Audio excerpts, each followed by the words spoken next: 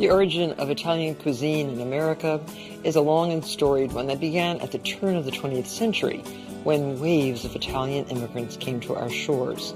After World War II, it gained a wider audience when returning GIs brought back a taste for what they had discovered abroad. And before long, Italian cuisine went mainstream. Today I'm making mouth-watering 8-layer lasagnas with a pork ragu and bechamel filling. I'll also share a modern take on classic chicken parmesan that has you baking rather than frying. Then the trick to mastering raviolo, an unforgettable pasta dish combining a velvety egg yolk and truffle-infused butter. And an easy classic to add to your Italian repertoire, linguine with clam sauce, 2 ways, red or white. You choose.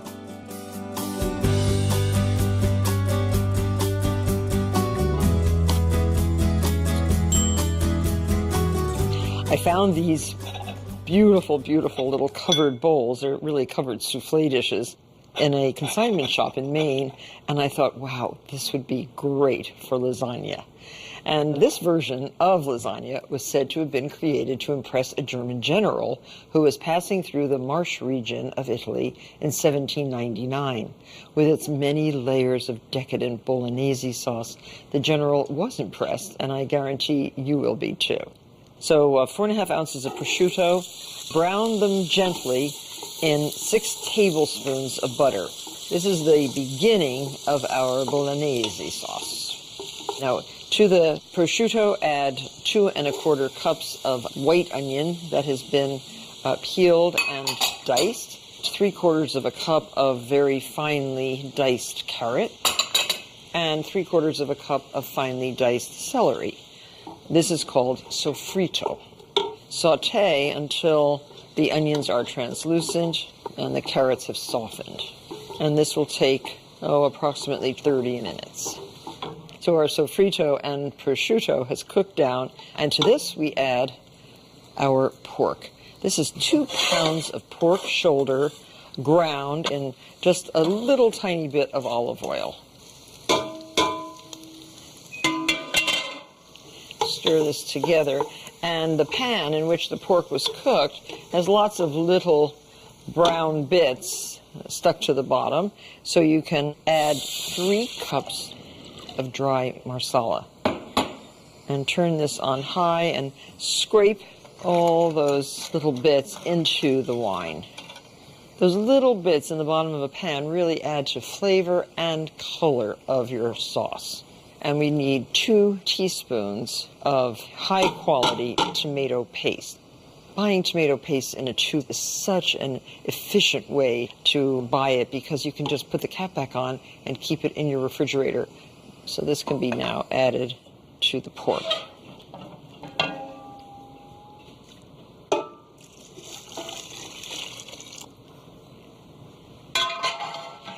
So now bring this to a boil, reduce to a simmer, and continue cooking until it's reduced by about 1/3. That'll take, somewhere between 30 and 45 minutes.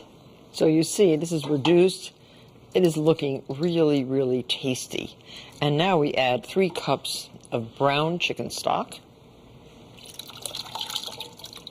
This is homemade and very tasty. And add a little herb bouquet, which is rosemary, thyme, a bay leaf, and 2 cloves. And the water in which you soaked your porcini mushrooms. This is 3/4 of a cup dried porcini, and we're not going to use the porcini quite yet. Bring this to a boil, simmer again for 2 hours this time. Now, more things to add to the sauce. 10 ounces of cremini mushrooms. Saute them in 1 tablespoon of olive oil. They look so good.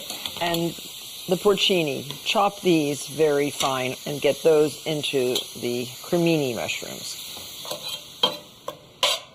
So these should cook for approximately 8 minutes.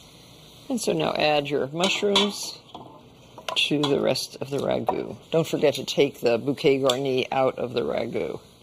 Stir it in and proceed with the pasta.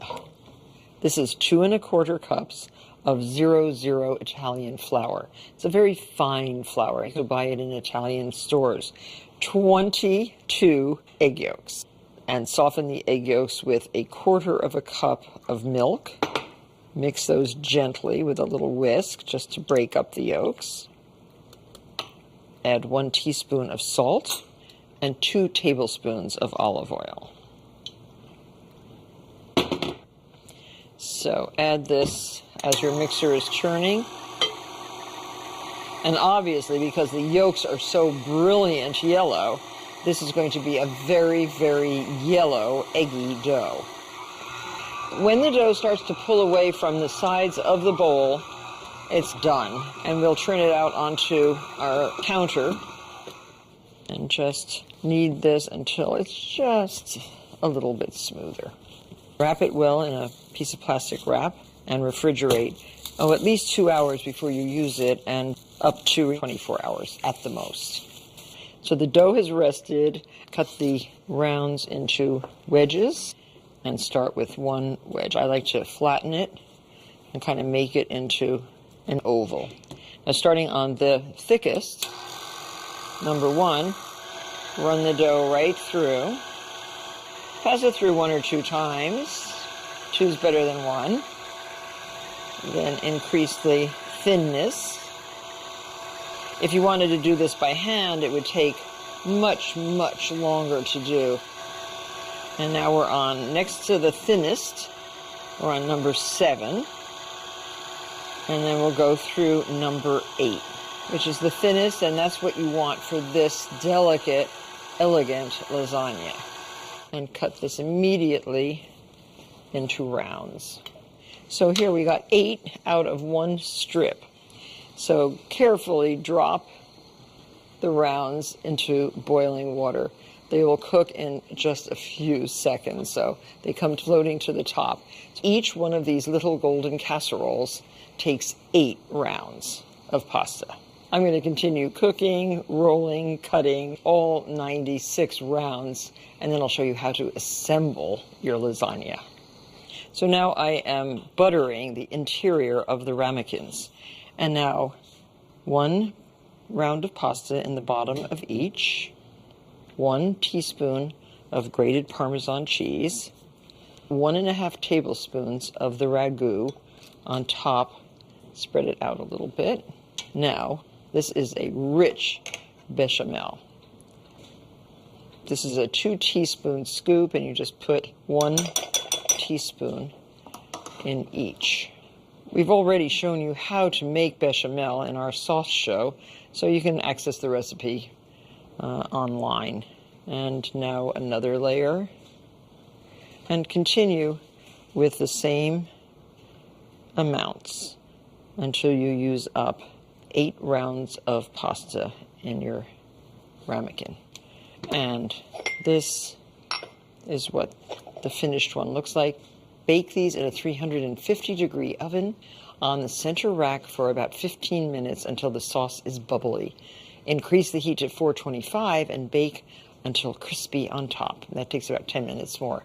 So altogether in the oven for about 30 minutes. Then before serving, let it stand for 20 minutes. So definitely time-consuming to make, but absolutely worth it. This lasagna is that good. Enjoy.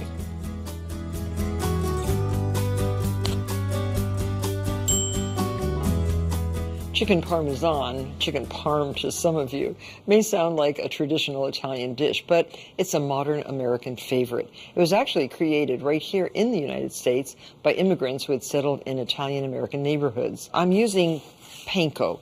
It's a type of crisp, light, large breadcrumbs from Japan. Now, we have found that there are different textures of crumbs called panko. Use a fine texture if you can find it. Otherwise, crush them a little bit to make them about this texture you can see in my hand. This will coat the chicken cutlets very nicely. So add to 4 cups of panko 1 teaspoon of salt and 1/4 cup of olive oil, sprinkled all over. I find that the chicken looks so much better and tastes really good if the panko is toasted first. So get those right into your 400-degree oven for approximately 15 minutes. So we're going to now coat the cutlets.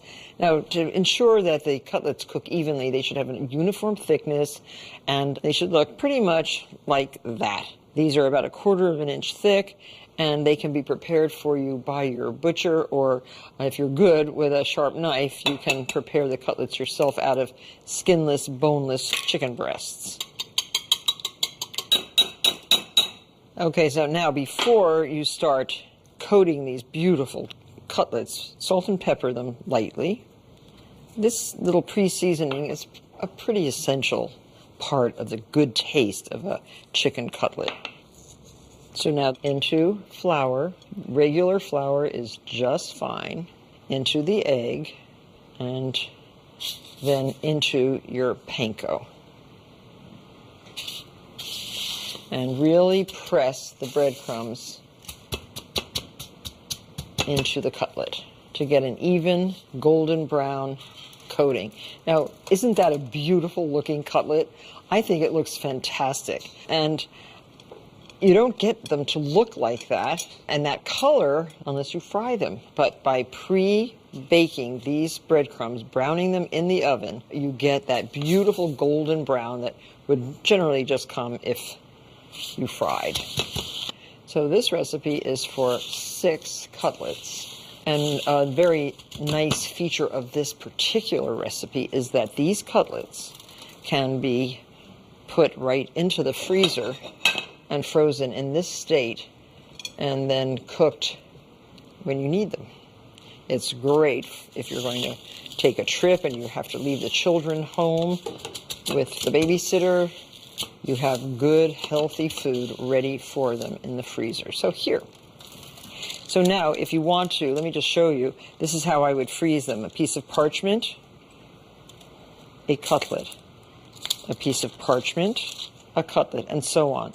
Then wrap them very, very well in a sealed plastic bag, and you have a meal in minutes for the future. So these go right into a preheated 450-degree oven, and they'll take about 8 to 10 minutes to cook.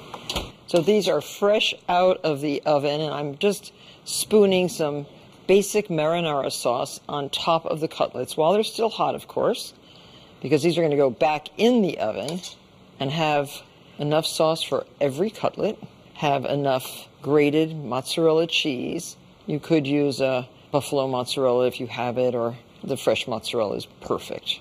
And now a few basil leaves underneath the cheese always add some nice flavor to the cutlets. But these look so pretty. So just sprinkle a little bit of cheese, not too little, because you want it to melt nicely on top of the cutlets.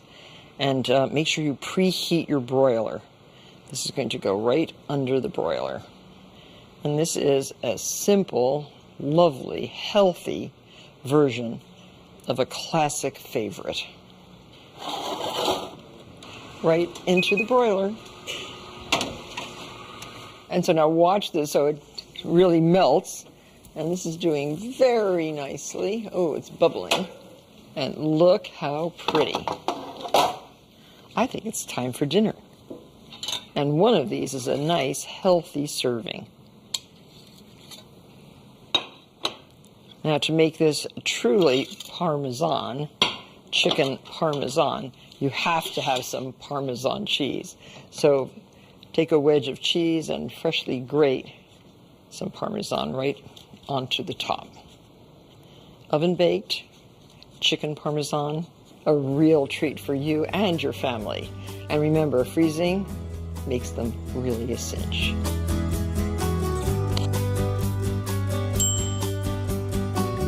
It's nearly impossible to come up with a more unforgettable pasta dish than the raviolo I'm about to make. Each of the enormous raviolo, which is the singular form of ravioli, contains a soft egg yolk perched atop a rich ricotta spinach filling. When you cut open the raviolo, the egg yolk oozes into one delicious bite after another. We're using 2 cups of 00 flour. In Italy, flour is classified either as 1, 0, or 00, which is the most highly refined and is talcum powder soft. When you touch it, it is so soft. Adding salt to the dough helps develop flavor, so we're going to use a half a teaspoon of salt, and we're going to use 3 eggs. And this is made in a food processor. Once you master this, you will be making a lot of pasta at home. And we also add to this pasta dough 1 tablespoon high quality extra virgin olive oil. So now process. And when the dough comes together, sort of forms a ball, which it's doing now, that's your pasta dough. The eggs and the flour should be at room temperature so that they combine very well. But oh, what a beautiful dough. Needs very little kneading, but just to give it a few turns on a floured surface. So here we have a nice, smooth, moist, but not sticky dough. And you must rest this dough. It allows the flour particles to absorb the egg moisture more fully. Very important to let it rest. So wrap it up and let it rest for at least 30 minutes at room temperature. On with the filling. It is basically steamed spinach and ricotta with some lovely flavorings. So we have a steamer basket right here, fitted into our pot, and we have one big handful, basically, of spinach leaves. It takes just a few seconds for the spinach to wilt. You can just lift your spinach out, beautifully wilted, but it is damp, so we're going to let it cool slightly and squeeze it. And just use your tongs. This is a potato ricer. And look how much moisture comes out. Wow. One bunch of spinach really reduces to quite a small amount. Now, just saute this in about a half a tablespoon of butter. So that's just perfect. And in a bowl, mix a half a cup of fresh ricotta cheese, 1.5 ounces of grated Parmesan, white pepper, and nutmeg. So now chop the cooled spinach, and we'll show you an easy technique for forming the ravioli. So mix this right into the ricotta cheese. Stir this up. Once it's well mixed, transfer the whole batch right into a pastry bag. This is how you're going to pipe the filling onto the raviola. So here's our dough, cut into 8 pieces, and this filling fills 4 raviolo. We don't need all this dough, so keep it moist under a bowl like that. That's the way to keep it on your bench. And start on 1 with your wonderful pasta attachment for your mixer. This works so well.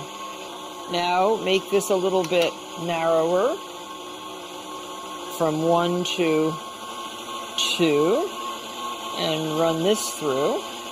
So with each passing at a higher number, your pasta gets thinner and wider. Now we want to roll this dough out to number 6. It'll be smooth and gossamer enough for a very tender ravioli. So there. Now cut your rounds, and we're using a 4-inch fluted biscuit cutter. So it's going to make 4, so we need 8 rounds. Now, you want to mark with not the cutter part of a biscuit cutter, just mark a little guide for those of you who are just beginning doing this kind of thing. And you squeeze your filling. So you do 2 rounds of the filling, leaving a little indentation in the middle. This is your well into which you can drop your egg yolk. Look how cute that is. And now using a brush with just plain water, put on the glue. This is going to hold the top layer of pasta dough onto the bottom layer, but making sure that the top pasta is glued to the bottom pasta. And drop this into heavily salted boiling water.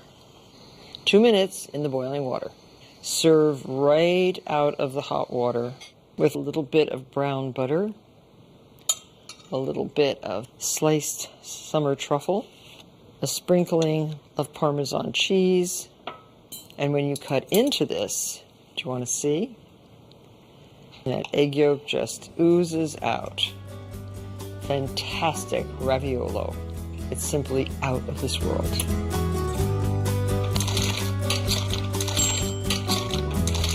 Linguine with clams. This hails from the Campania region of Italy, where it's traditionally prepared during the summer months when the ingredients are at their freshest. Packed with flavor, it should be nicely garlicky with a hint of spice and the unmistakable brininess of the clams. I'm going to start, because this takes a very short period of time to make, by cooking my linguine. And just push that down into the boiling water. Make sure the water is nicely salted. Salty water makes this pasta really good. Okay, that'll come back to a boil. Now, in a great big skillet like this, large enough to hold all these clams in almost one layer, add 2 cloves of garlic, very finely minced. And to the garlic, add 1 large shallot, peeled and finely minced. You can use onion if you like, but the shallot really tastes very, very good. And a large pinch of red pepper flakes. And a 1/4 cup of dry white wine. And an 8-ounce bottle of clam juice. So bring that to a boil before you add your little neck clams. The clams should be tightly shut. They should be clean. And you should have soaked these in clean water, cold water, for at least a half an hour to make sure they exude any sand or grit that's in the clams. Okay, this is coming to a boil. Add the clams. At this point, if you were making red clam sauce, you would add 2 cups of chopped fresh tomatoes to the pan. So cover the pot and keep on high. This should cook for, just about 3 or 4 minutes. So here are our clams, beautifully steamed. I always add about a tablespoon or 2 of unsalted butter and a sprinkling of fresh parsley. Stir that around. Oh, these look so amazing. So that is the white clam. Now here is the red clam. We made a batch in the test kitchen so that you could see. It's not really a red sauce, but it does have the addition of the chopped fresh tomatoes, and it is beautiful. People love this as well as the white. I think our pasta is probably done. Yes, it looks done. And because it's been cooked in this easy-to-use pasta pot, watch this. See, you can just lift it out. It has a built-in colander. You can just pour that out onto your clams. So serve this right in big bowls. Oops. Each one of these will serve 4 generously. And make sure you give lots of clams. Spectacular. It's so good and easy to make. I suggest you add this to your weeknight recipe repertoire. Thank you all very much for tuning in, and I'll see you next time on Cooking School. In a large bowl, tear 4 tomatoes into pieces. Coarsely tear a half a cup of basil leaves and 3 tablespoons of oregano leaves. Add 4 smashed garlic cloves and a half a cup extra virgin olive oil. Season with red pepper flakes, coarse salt, and pepper. Let the mixture stand up to 8 hours. Add 1 pound cooked and drained pasta and a 1/4 pound fresh mozzarella torn into pieces. Toss everything to combine and serve.